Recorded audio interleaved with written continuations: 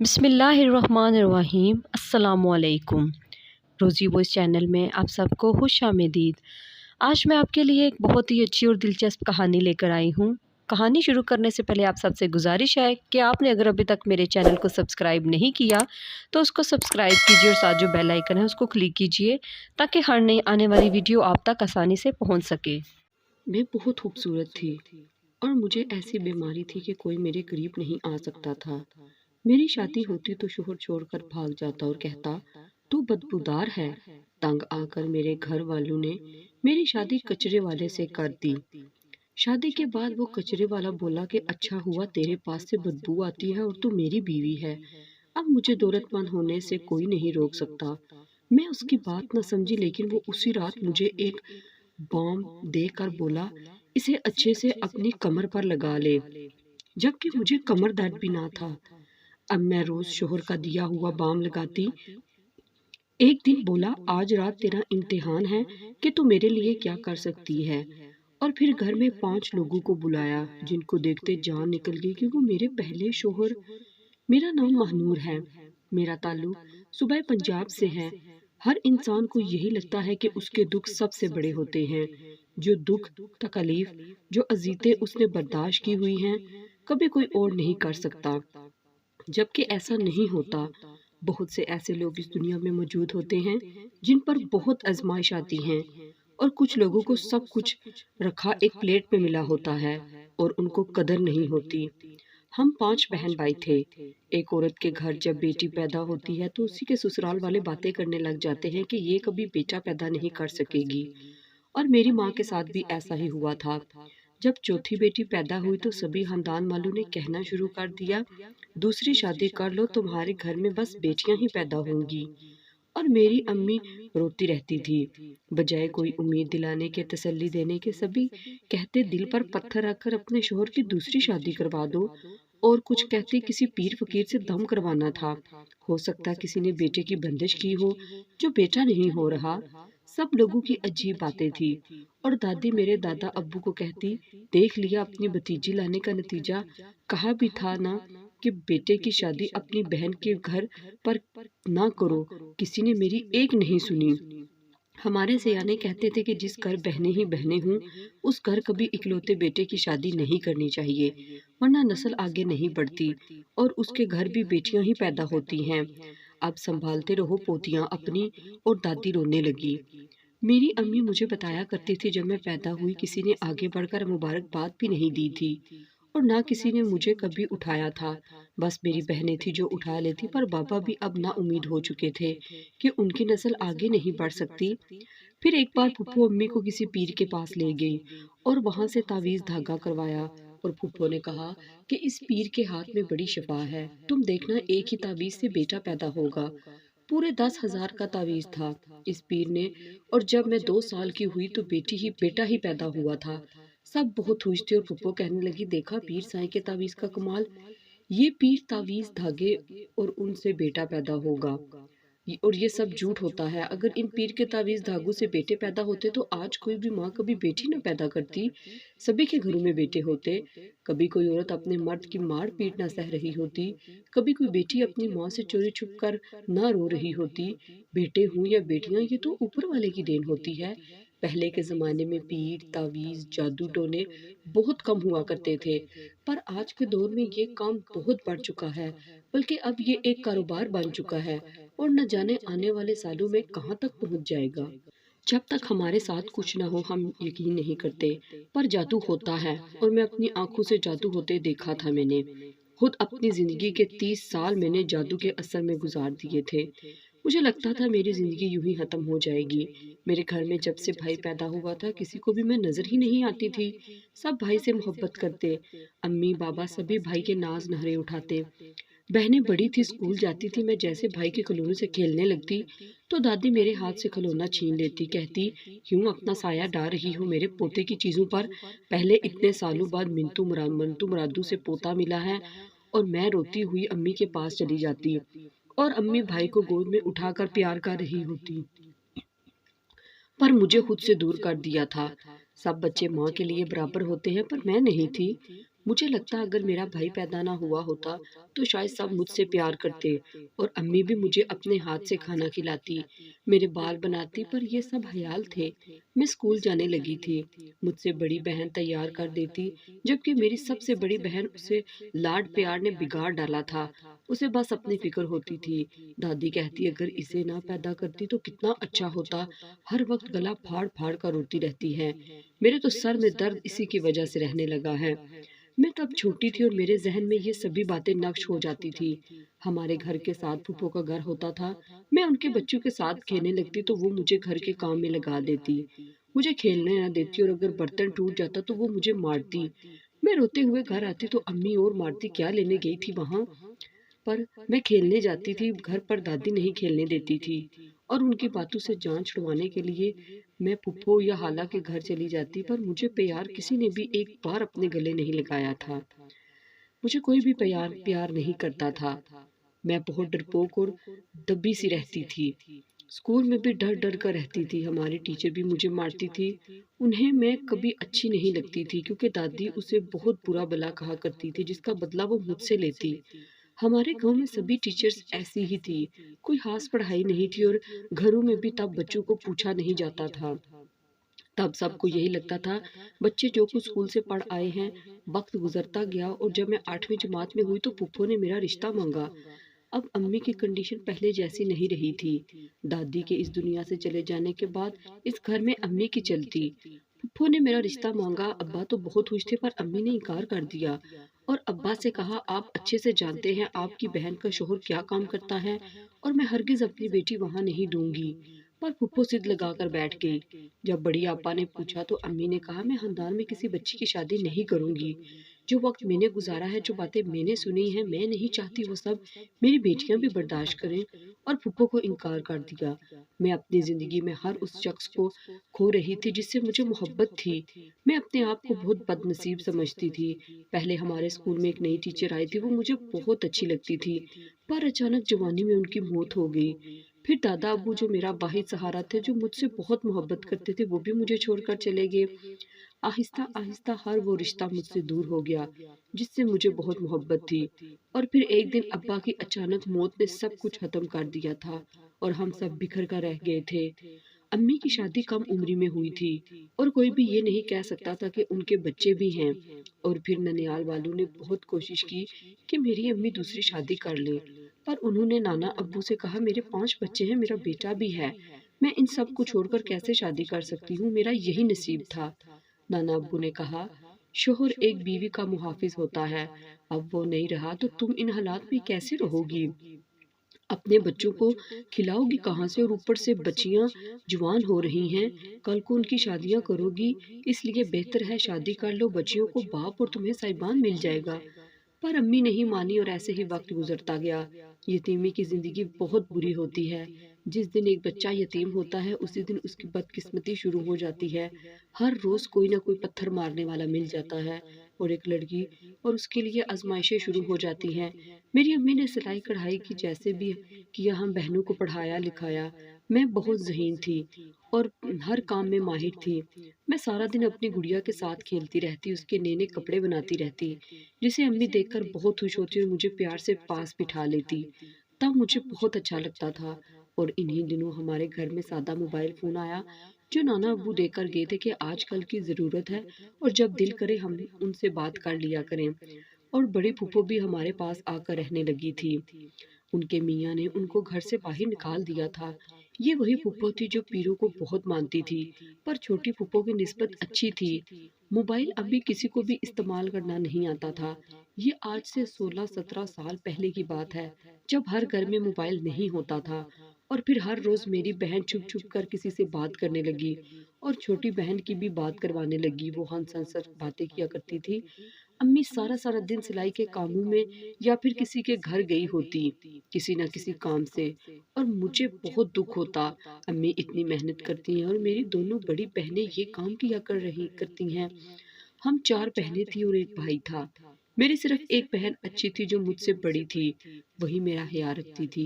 मेरी अम्मी को गांव में जो काम मिलता वो कर लेती थी, कभी कपड़े सिलाई, कभी खेतों में, और मेरा भाई अभी छोटा था, वो बाहर खेलने निकल जाता था।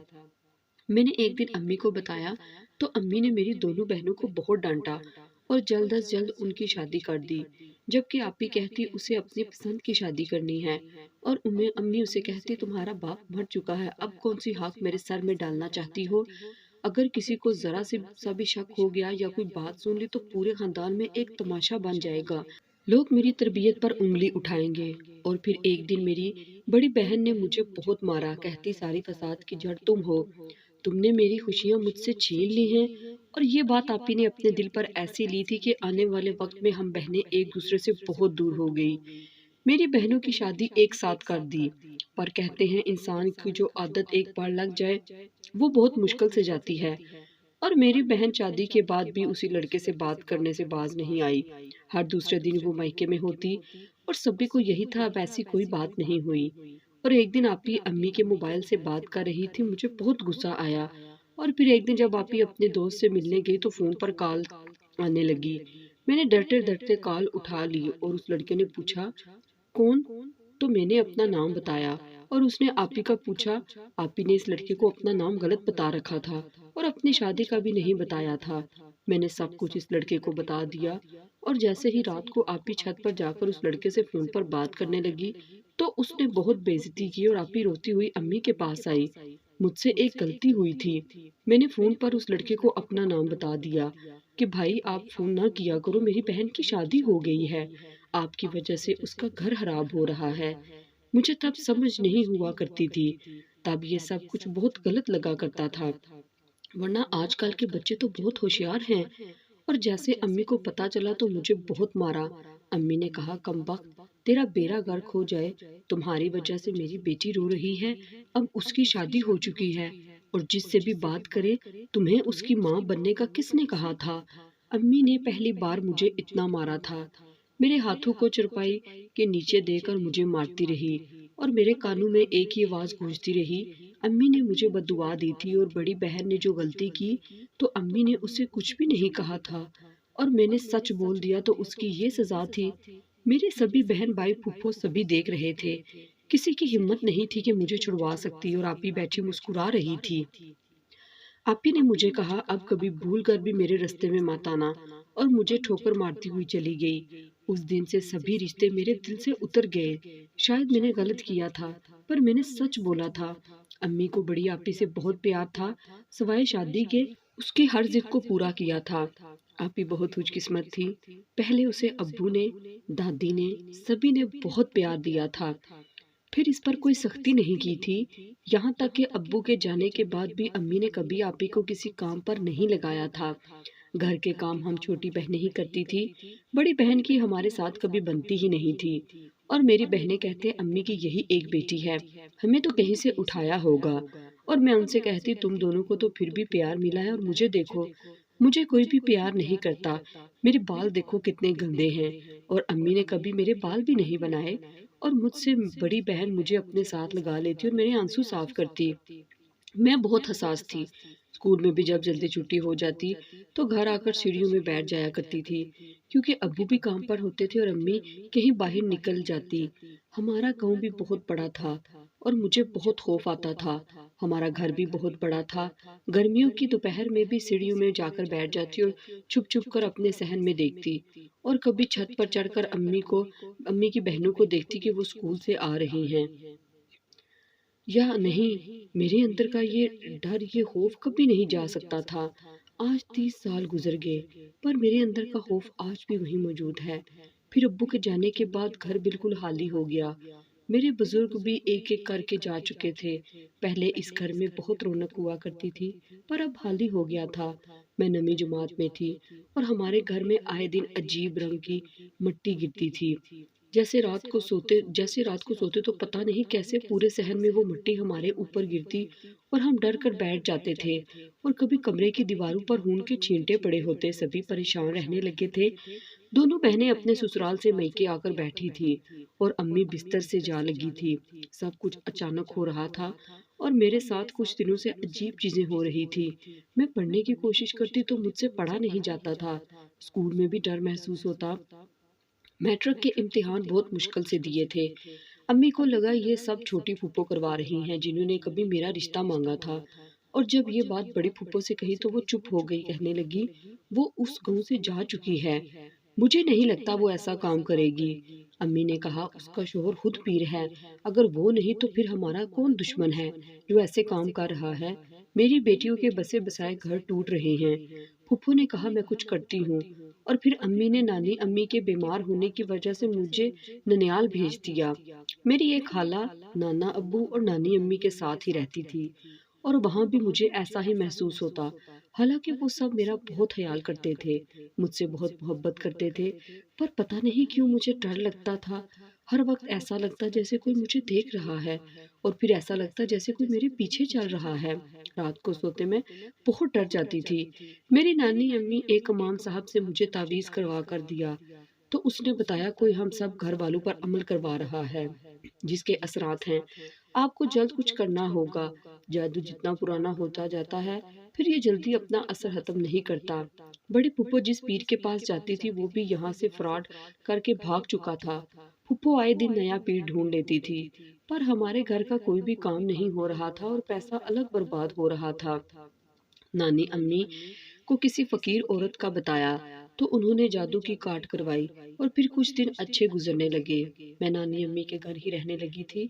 अम्मी बहुत कहती उसे वापस भेज दें, पर नानी कहती मेरा दिल लग गया है मानूर से, इसलिए मैं उसे अब अपने पास रखूंगी। और एक दिन नाना अब्बू गिर गए, जिसकी वजह से उनके सर पर चोट लगी, और अस्पताल जाने से पहले वो भी इस दुनिया से चले गए। मेरे साथ ऐसा ही हो रहा था। जिससे मुझे मोहब्बत होती वो मुझसे दूर हो जाता। अब सोच लिया था मैंने किसी से भी मोहब्बत नहीं करनी। मोहब्बत मुझे रास ही नहीं आती थी। मैं अपनी अम्मी के साथ वापस घर आ गई। आप भी अपने ससुराल जा चुकी थी, पर कुछ दिनों से मेरे साथ बहुत से मसले शुरू हो चुके थे। मुझसे अब बदबू आने लगी थी। कोई भी मेरे पास नहीं बैठता था और मैं खुद बहुत रोती थी। सब कहते मुझे बीमारी है। मैं कॉलेज में एडमिशन लेना चाहती थी, पर इस बीमारी की वजह से कहीं जा नहीं सकती थी।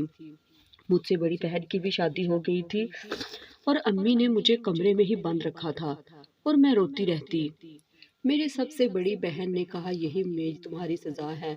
बहुत शौक था ना तुम्हें अच्छा बनने का, अब इसी बदबू में मर जाना। शुक्र है तुमसे जान छूट जाएगी। मेरा दिल टूट जाता था। बड़ी बहनें तो माँ की जगह होती हैं, पर मेरी बहन कैसी थी जिसे मुझसे इतनी नफरत थी, जो पिछले 5-6 साल पहले की इस बात को अभी तक अपनी अना का मसला बनाकर बैठी हुई थी। वक्त गुजरता गया। मैंने एफए का प्राइवेट इम्तिहान दिया था। मुझे पढ़ने का बहुत शौक था, पर मैं अब अपने कमरे की होकर रह चुकी थी। मैं तो पहले बचपन से तन्हा थी और अब मजीद हो गई थी। मुझे सब अजीब किस्म के अब अजीब किस्म के झटके लगते थे। ऐसा कोई मुझे ऐसा लगता था जैसे कोई मुझे मार रहा हो। मैं चीखती चिल्लाती। फूफू अम्मी से कहती, मानूर को कोई बीमारी नहीं है, जरूर इस पर कोई जादू हुआ है। और मेरी तकलीफ ऐसे ही बढ़ती गई। मैं इतनी खौफजदा हो गई थी कि बस रात को सोती भी नहीं थी। पर माँ तो माँ होती है, वो मुझे अपने सीने से लगाकर सुलाती। दुनिया में हर रिश्ता आपको तन्हा छोड़ सकता है, पर कभी माँ अकेला नहीं छोड़ती। और फिर फूफो ने बताया, कोई नया पीर आया है, कहते हैं बहुत पहुंचा हुआ है, उसके पास मानूर को लेकर चलते हैं। और फिर ऐसे कई पीरों के पास मुझे लेकर जाते और सब ने यही कहा, उसकी शादी कर दो।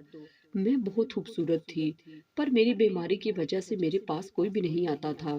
जैसे शादी हुई तो मेरे शोहर उसी रात ही मुझे तलाक दे देता कि तुमसे बदबू आती है। मेरी 2 शादियां हो चुकी थी और हर बार यही होता। और अब घर वाले भी मुझसे बहुत परेशान थे। जब एक दिन बड़ी आपी के मशवरे से मेरी शादी हमारे गांव में आने वाले एक कचरे वाले से कर दी गई, जिसके बारे में कोई कुछ नहीं जानता था। और वो कचरे वाला कहता, मैं बहुत खुश हूँ कि तुम मेरी बीवी बन चुकी हो, और देखो तुम्हें आज तक किसी ने छुआ भी नहीं है। मेरे इतने सालों की मोहब्बत रंग ले आई, आखिर आज तुम मेरी हो ही गई। मैं बहुत कुछ कहना चाहती थी, पर मैं बोल नहीं पा रही थी। ऐसा लगता जैसे किसी ने मुझे गर्दन से पकड़ रखा हुआ हो। और फिर वही कचरे वाला जो अब मेरा शोहर था, रोज मुझे एक अजीब किस्म की बाम देता, कहता इसे अपनी कमर पर लगा लिया करो, जबकि मुझे तो कभी कमर दर्द हुआ ही नहीं था। पर मैं देख रही थी इस बाम से बदबू भी खत्म हो जा रही थी, और मेरा सर इतने सालों से भारी ही रहता था, और मैं हर वक्त घबराहट का शिकार रहती थी। मेरे साथ जो हुआ सबको अपना नसीब मान चुकी थी। मुझे लगता था किसी की बद्दुआ है जो मुझे शोहर भी ऐसा मिला है, पर मैं हकीकत से वाकिफ नहीं थी। मैं अपने शोहर के बारे में कुछ नहीं जानती थी। जब एक दिन एक औरत ने मुझे आकर बहुत कुछ बता कर गई। वो मेरे शोहर की पहली बीवी थी और न जाने ऐसे कौन से राज थे जिनसे मैं नावाकिफ थी। फिर एक दिन मुझे अपने शोहर पर शक हुआ और वो रोज रात को बाहर निकल जाता, और जब मैंने उसका पीछा किया तो मुझ पर हैरत के पहाड़ टूट पड़े। वो तो एक जादूगर था जो जानबूझकर कचरे वाला बनकर फिरता था। और तब मुझे अपनी जान निकलती महसूस हुई जब अपनी बड़ी बहन को अपने शोहर के पास बैठे देखा था।